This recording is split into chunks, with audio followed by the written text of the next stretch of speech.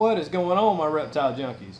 Guys, a question that comes up a lot is such a large collection and you go on vacation, all kind of different things. I guess I'm going to do a video, try to do a video the best I can for y'all on some of the stuff I do, my routine, and I guess throw in some fundamentals of just reptile keeping, stuff I've learned along the way. Been doing this a long time, maybe it'll help you out. So stay tuned, guys. Let's get right to it. First and foremost, the most important thing I think about reptile keeping, or when I think of what I do to keep my reptiles healthy, number one is gonna have to be quality water. I've said this in other videos, guys. I use reverse osmosis water solely on my animals. Every now and then I use distilled. If you have an animal that is become dehydrated for whatever reason, distilled water, your muscles can absorb actually more of that water because there's no minerals, it's all stripped out. But yes, clean water. I have a good water system. To show you guys. Yeah, two 30 gallons and then a 28 gallon here. I usually use this tub to do my salt mixing and all that for the pond and for the reef tank. And I always keep about 60 gallons of water at all times. Besides water bowl, it takes roughly 25 to 30 gallons, and I empty it every day. Sometimes I get lucky and it's every other day, but most days, April can tell you, every day I come home. And or twice a day if he decides to go in there and poop. Yeah, right there's after. days I cleaned it, filled it with water, done, and he comes right down, gets in the water, lays there and looks at me. Kind of like a cat with a litter box when you clean it. It's awful. Yeah. And I've had people say, oh, you ought to just put a filter in there. Well, guys, if you've ever had a lizard that big, I mean, you're talking, let me think of something. It's not even that big. A dozen eggs, half scrambled. The Savannah. None of that would work with a water filter. Yeah, it's not. It just is not good. It's not going to be good for them. Drain it, clean it. They're not turtles. Yeah, that's for sure. But, I keep, like I said, 60 gallons because when he goes, empty it, wash it out, fill it. I done empty the trash can, and I'm usually constantly always keeping water going here. And we're not knocking anybody, but it's really better for them health-wise. And some people use water-safe conditioners. My thought on that has always been, well, I'm using a chemical to get rid of another chemical. At some point, that's got to be an issue. Not only that, though, the spotting on the glass, we get questions about that. I'm going to go into that.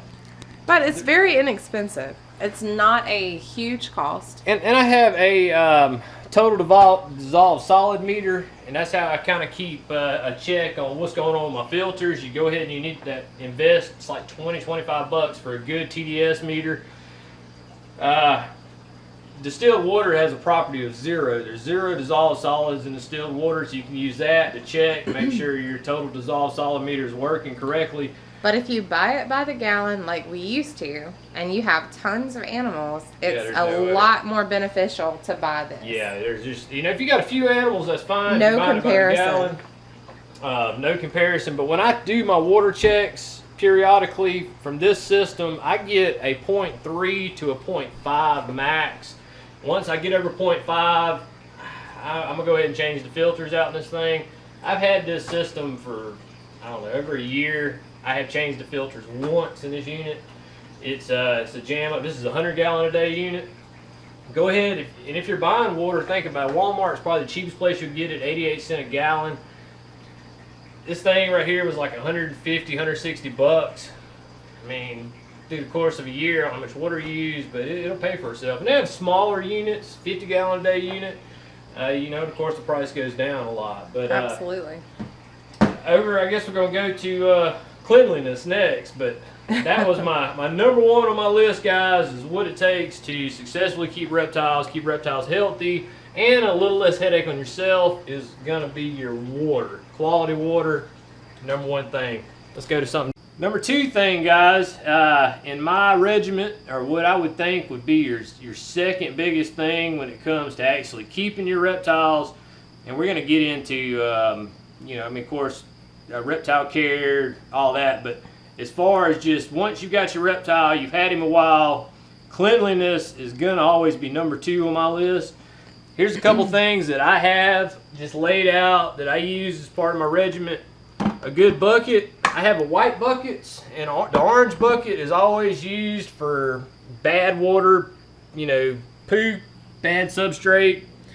Another item in my toolbox is F10. It's a veterinary disinfectant. Now, guys, they have varying different levels of this stuff here, so you have to be really careful.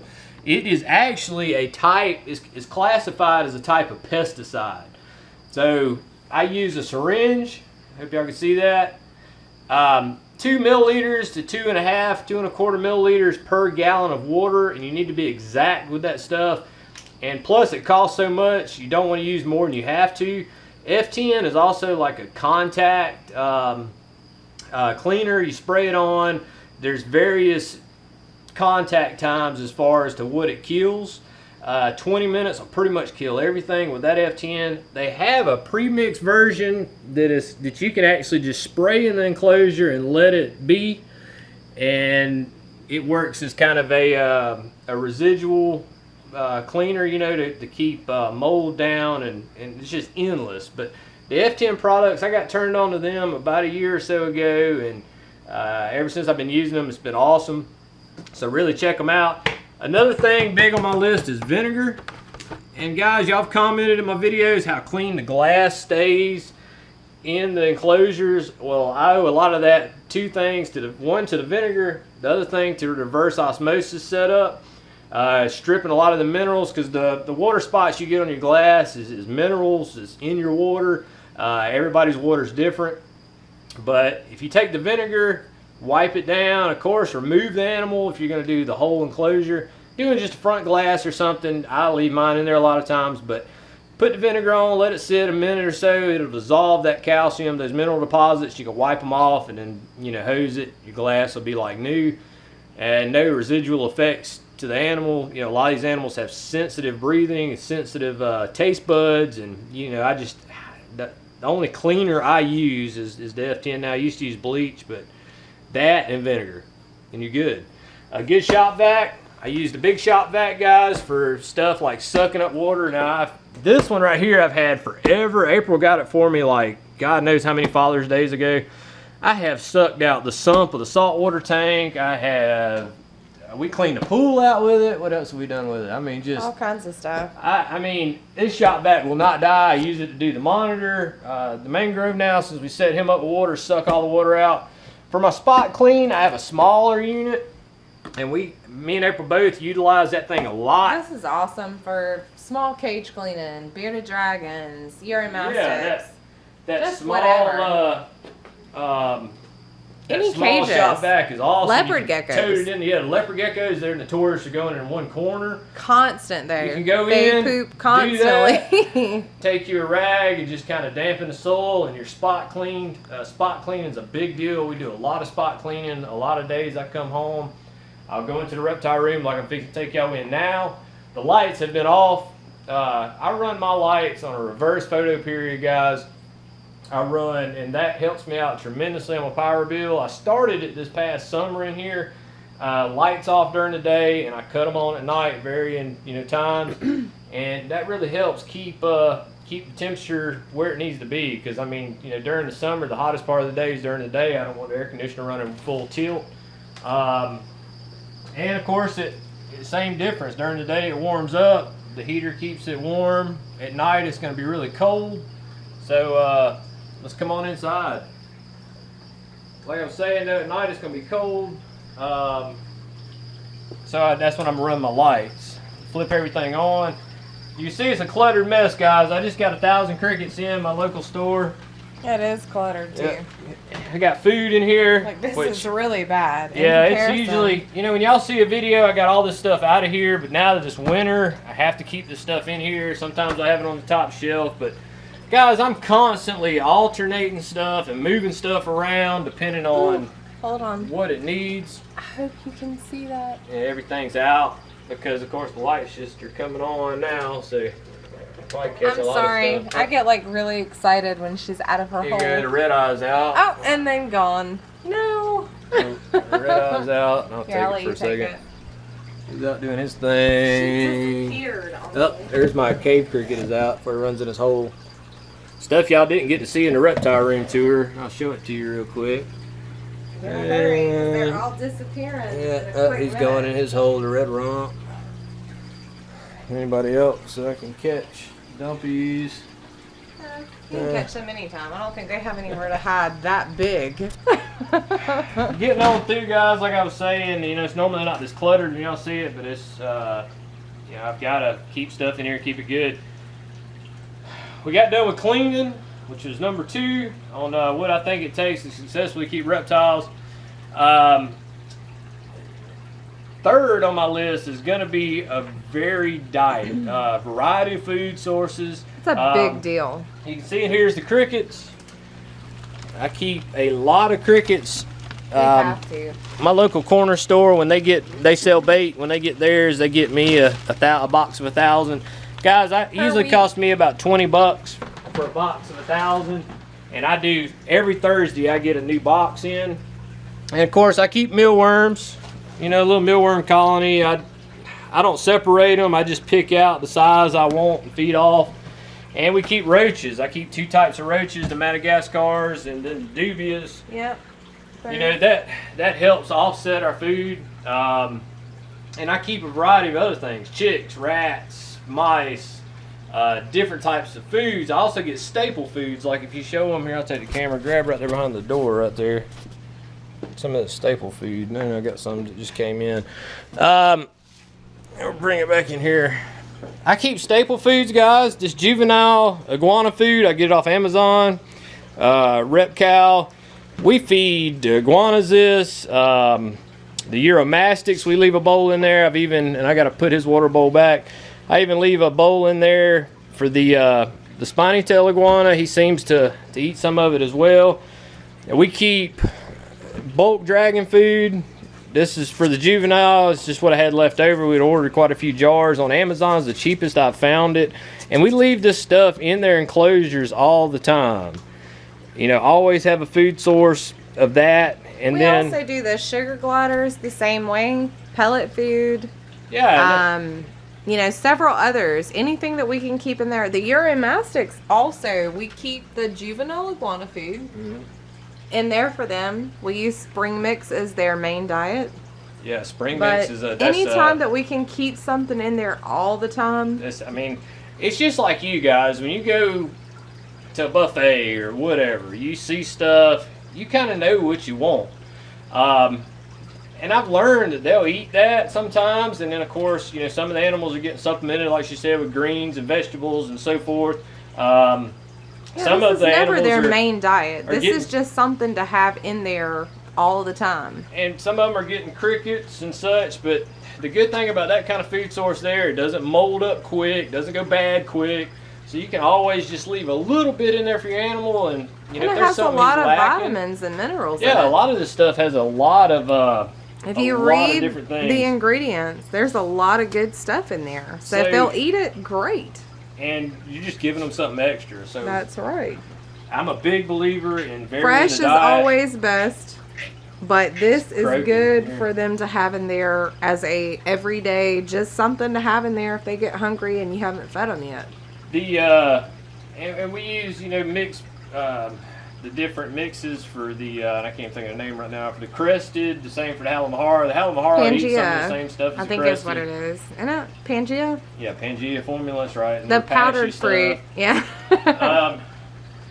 So variety of diet is going to be, so we're number 3. That's my 3rd thing would be. Yeah, just a big variety of food source, whatever they'll take. 4th, guys, is going to be being a weatherman.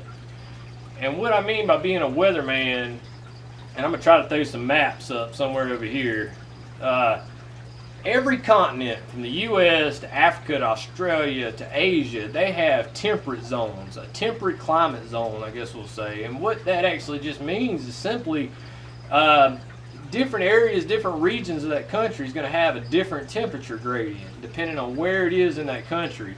If you look at a map, which I'm hoping to be able to have it right here and I don't mess this up, but we got some new editing software we've been playing with. So if you had a map like right here of Africa, for instance, you'd notice there'd be a green line across the middle of that map, and that would be the more temperate forest, or you could just say right away, hey, that area gets more rain. So it's very important to not just know, going and searching what does an animal need as far as temperature, humidity. That's great, do your research. But go a step further, guys. Go and figure out the actual region that animal is most prolifically found, as far as, and also look at the times of year that it's seen the most, and that'll kind of give you an idea. Certain animals, like around here we are in Georgia, there's things we won't see during the winter. They go into hibernation. But if you can figure out the time of year that these animals are most active, most out, and do your best to replicate that scenario inside their enclosure, you'll have great success with that. I have a lot of animals in this room that, that's another question we get is, what about your power bill? And, talking about when we go out of town, what do? We'll go through and actually stick stickers on, just different each enclosures. Glass. For how many seconds to miss, I'll put notes what they on need to be fed, just all kinds of craziness. I'll put little notes and stuff. We actually need to do that next time. We're gonna get my mom to film that. Yeah, what she does. It's she'll a come here, 3-4 hour phone call. Not stickers. just with the stickers, but I am on the phone with her for 4 hours that day to make sure that everybody has been taken care of, nobody has been missed. And she's very adamant about making sure that these guys are taken care of. You have to have somebody you can trust that cares about your animals as much as you do, or it's gonna be a bad thing. Oh, the OBT's out up here. You're taller than me. Yeah. But yeah, guys. I see pictures. Up there. So we done went over water, cleanliness, a variety of diet, and number 4 was, being a weatherman. Like I said, you got to be a weatherman. That's where learning weather is important, and geography, learning the area. Because just because an animal comes from Africa, like I was saying, where does it come from in Africa? Is it from the highlands of Africa, the savannas? It's so different, such a diverse ecosystem, that where the animal comes from down to the town that it's mostly found in will help you greatly. You look at Australia, for instance. One side of the coast is lush, and then you got one side is arid desert. So, familiarize yourself with that stuff, guys, and it'll help you leaps and bounds as far as keeping these animals, keeping them healthy, because it's an investment. Guys, that's the other thing. I'm not rich by any means, okay? I've won some money. There's a check on the wall over there. Y'all can look at it real quick. Oh, let's see if I can get you there. I might have to stand on the razor. Guys, I used to do a lot of tournament fishing. That's one of my biggest wins. Me and my partner Sammy had won it. 10 grand, which we actually won 11 grand because we got 1,000 for big fish that day. But I used to fish a lot of bass tournaments and stuff, and I made a pretty good amount of money doing that. And thanks to that tournament, helped build this reptile room, if you remember. But back inside. So number 4 was the weatherman. I get to do number 5. All right. Because, we're not actually telling each other. No. What are you putting me on video for? Because you're going to do number 5. I she meant, hates the video. Number 5. Tell her she looks fine on video, guys. Go ahead. My point with all of this is nothing to do with how you take care of them, what you put in their cage, lights on, misting, feeding, any of that. You have to love what you're taking care of. Yes, you do. That is my main thing, is that if you don't love the animals, if you don't enjoy all of this, you're going to fail. It doesn't matter how hard you try. You can do whatever you want to do. We don't breed necessarily. We're not knocking people that breed. We may eventually. Yeah. People that breed don't not love their animals, but it takes a lot of love, a lot of passion. Love. To enjoy all of this, to really take care of things. Stop messing I'm with not. me. I hate it. I know you were. I was trying. Go ahead. But good. my point is, you have to really love the animals. That is the most important part, it should have been number one. Love. You have to love, not love, but you have to enjoy. You have to love. You have to enjoy all of the animals. Oh, yeah. If you don't care about them, you're not going to make a good keeper. It's just like if somebody locked you in a cage and didn't feed you, didn't water you, didn't miss you, didn't take care of you. So it's a big deal. It makes a big difference. When you have a passion about what you do, you're going to want those animals to be healthy. You're going to want to take care of them. You're going to be interested to come in here, look at them on a daily basis, and just enjoy what they are. And I think that is the main reason for keeping them. Very good. Very good. Hey, there you go. Sorry. So I guess that would go into with number 5, love, and that falls into attention to detail of what your animal's doing. Are they looking healthy? Do they, they eating good? Appreciation of the animals. Appreciation of the animals, and I'd never knock anybody. If you do something a certain way, that's your thing, do it.